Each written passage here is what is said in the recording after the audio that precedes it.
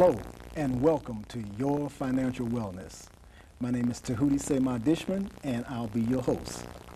Our goal always is to bring to our audience someone who is a professional in the area of financial wellness. My co-host today is Romulus Dorsey, of course, who is very much involved in the area of financial wellness. He is a counselor in many areas, as well as an educator. Today, we have a very special guest. Today, we have Mr. James Aldridge Jr., who is the founder of Concept Marketing International, and Mr. Aldridge is a certified national trust officer. Our goal is to be able to let this young man speak to us extensively about the areas that can truly advance us financially. I'm just going to mention a few of his many accomplishments. He's been in business since 1985, started off with a very successful real estate firm. Mr. Aldridge also is involved in a very successful business involving sales and marketing, exclusively dealing in the area of tangible assets and financial education. Right now, believe it or not, this young man is retired, and he's traveling the country sharing his wealth of knowledge and information. This is a very special interview for us because this is number one of number 3 interviews that we're going to have with Mr. Aldridge today. We want to touch base on some very important issues. As I mentioned, Mr. Aldridge is a certified national trust officer specializing in the area of complex trust. That's an area that is going to be important for each and every listener to tune into. Be very attentive this evening and pay close attention. Take notes. We're going to be working in the area of wealth building. And when we say wealth building, we're talking about truth or consequences. That is to say, it is our responsibility to be wealthy, and if we don't take advantage of the tools that are available, there are some consequences. And that's where I'm going to start. James, thank you for being with us today. I'm very excited to be here, gentlemen. Very excited. Thank you. We're glad to have you. And I'd like for you to start off in that specific area. Please share with our audience the importance of wealth building and what are some of the consequences if we don't take care of that business properly and in a timely fashion. I think that's a perfect place to start, and just a wonderful concept, because actually all we're going to talk about is the truth about how finances, how wealth is truly created in this country. Now, unless you accept these truths and have exposure to them and an opportunity to utilize them, then you'll end up suffering the consequences, as many people do. And the consequences are simply not having the home you want to live in, not being able to send your children to the school you would like for them to go to, not being able to retire when and where you wanted to, and not being able to pass on the wealth that you truly would like to pass on to your family. And that is the consequences that many of us have already gone through, already suffered, already experienced by not having the true financial information and tools in place. So when we go through truth or consequences, that's what we'll keep going back and forth to. Well, this is the true information that's really out there. Now, what's the consequence that you've already experienced from not knowing this information? Well, Mr. Aldridge, this time, let's do exactly that. Let's start off by discussing the truth about wealth building. The first thing I think to look at is a plan, a blueprint. With a background in architecture, we always understand that you must have a plan, and not only have a plan, but the tools and materials to construct that plan.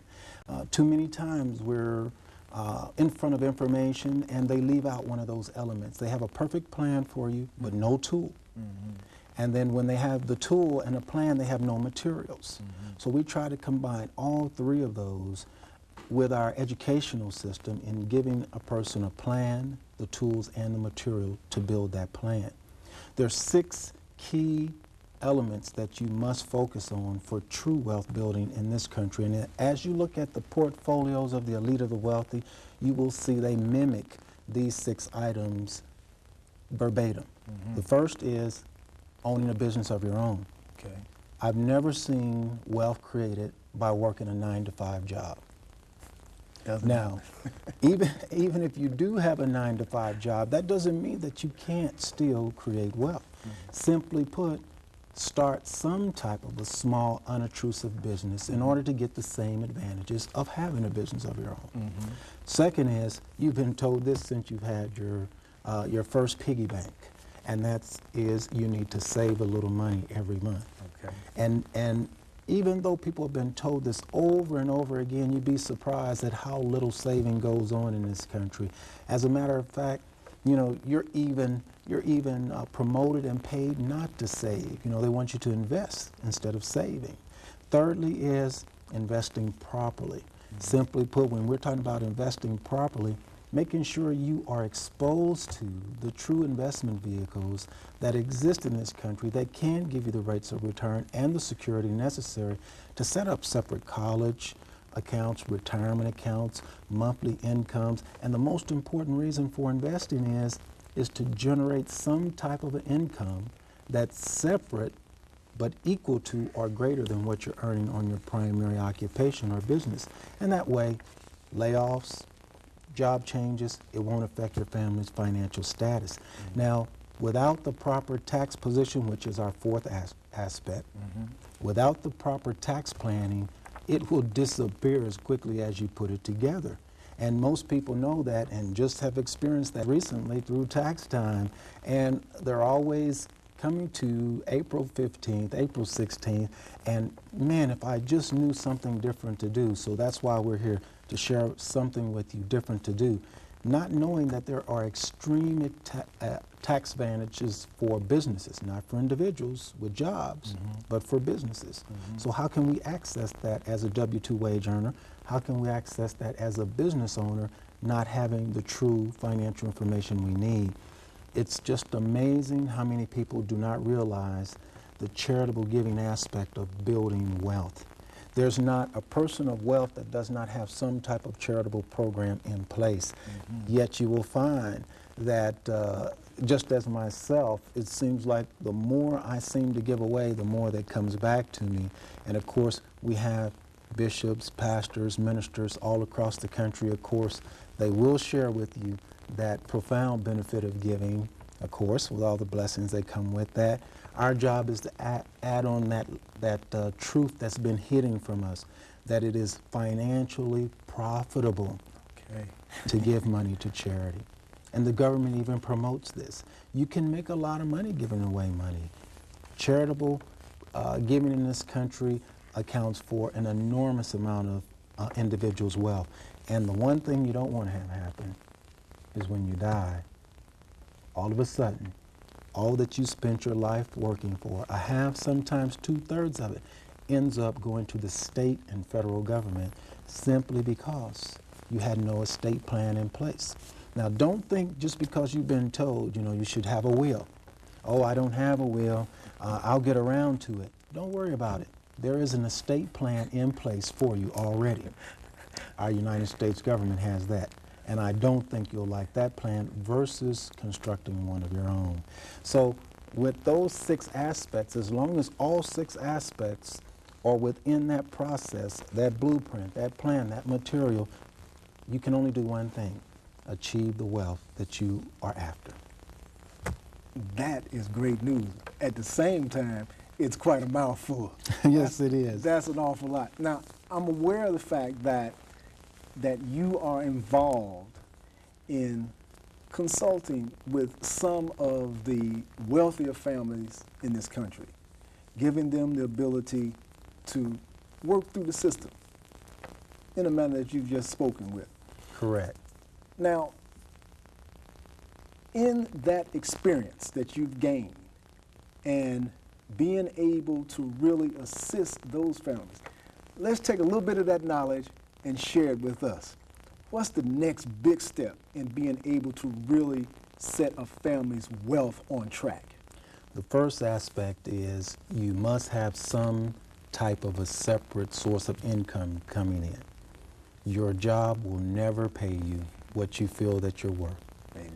So being able to establish some sort of an unobtrusive small business so that you can have not only the income that comes with that, but also the tax advantages that come with that, because many of us have already tried this. We go out and we get an extra job. And what happens when we get that extra job? Our taxes go Taxed. up.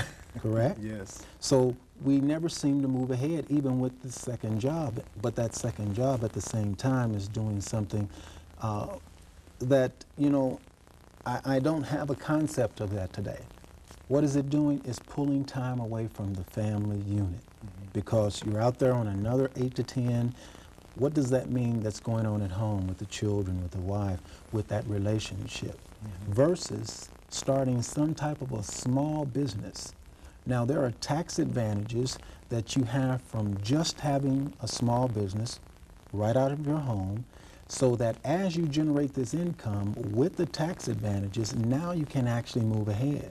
Now, you notice I said small, unobtrusive business. That means we're not pulling a lot of time away from the family unit, but we're still able to gain in the same process. So coming out of a field of what I primarily do as a trust counselor is I reorganize large corporations. Basically, I teach them how to operate their business, their personal estates, and their charitable community activities utilizing a very exclusive system of multiple trusts. So we have a very extensive education in trust also. Now, in that, we have almost a $2 billion corporate client base that essentially listens to every word that comes out of my mouth when it comes to their business, personal estate, and charitable community activities. Now, I'm not sharing this information with you to impress you or our viewers. It's to impress upon you that if families like this are taking this very same information, and their companies will double in profitability and size every two and a half to 4 years, that hopefully our viewers may realize that we might have something that they will want to learn. So starting off with a business is first and foremost. Generating income, generating separate tax advantages, so now you can actually have income that moves you forward. Great. Great.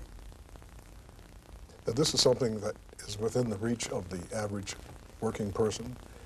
Are you saying that the person doesn't need to have an extensive formal education in banking or finance or investments? The average person can take advantage of these strategies that you just talked about. Normally that would be the case when you attend most of your financial type seminars. But we spent over 10 years structuring a teaching system to take the average person, every working day person, without any knowledge in business or taxes or investing or trust, and be able to plug them into a system that actually teaches them how to live, work, and play in this manner. So it's not about taking tests and learning financial information. It's about learning how to live in a little different manner than you have before. It changes very little about how you go about your day-to-day business versus, okay, I used to do it this way, now I can do it this way, and I have advantages behind that. So the fact that we've broken it down all the way to as simply taking a person's first primary objective, and that's to have a savings account, and teaching them how to save in the proper manner. Now, here we have a truth or consequence. For not having the truth in what type of savings accounts you should have, the consequences is we have very little saving going on in this country. But when you look at the elite of the wealthy, they save religiously. And what I mean by the proper thing to save in, you've been told to save, but not what to save in. So we go through the process of teaching our families about tangible assets and setting up a savings account, accumulating tangible assets. And to make a long story short, when you have a savings account of tangible assets, you have a means of counteracting the up and down swings of the stock market. You are able to have that account. It will stay ahead of inflation. It won't fluctuate with the economy. The longer you have that account, the more valuable it will become. It will increase the purchasing power for your family. Now, when you compare that to savings accounts that exist as far as paper money is concerned, 401ks, IRAs, mutual funds, we're talking about using an item that's actually causing the family to back up all the time they think they're going forward. Because as our deficit goes up, and as individuals use what is called a debt instrument, which is our Federal Reserve note, every time they put that in a savings account, they add to our national debt. Now, if you're adding to the debt, that's decreasing how much that dollar bill can purchase. So how are we getting ahead? How are our families getting ahead if that's the case? Now, taking the paper money and moving it into tangible assets, now we have a means of actually decreasing the debt, bringing it down by using a government program that has been here since 1989 for you to set up a savings account to do just that. And as you set up this savings account and you start taking paper money that is decreasing in purchasing power and you move it into precious metals with the American Silver Eagle Bullion Coin Program, by the way, which is a government-based program that doesn't cost the taxpayer a penny. And as they do this, our government earns a profit. That profit pays down the debt. You're acquiring a tangible asset. Your net worth is going up. The debt is going down. Your net worth is going up. Are we moving ahead now? It sounds like a winner so far. And what has the public been told to save in up to this point? Get your 401k, get your mutual fund, get your IRA. All of those are paper accounts. But if you look at people of wealth, their savings accounts consist of diamonds, emeralds, pearls, collectible art, collectible automobiles, real estate, silver, gold, platinum. All of these things, what do they have in common? They're tangible assets. The longer you keep them, the more valuable they become. They go up in value. They stay ahead of the economy, ahead of the rate of inflation. Are we getting through now? Sounds Loud and clear. really. Now, one of the reasons, and one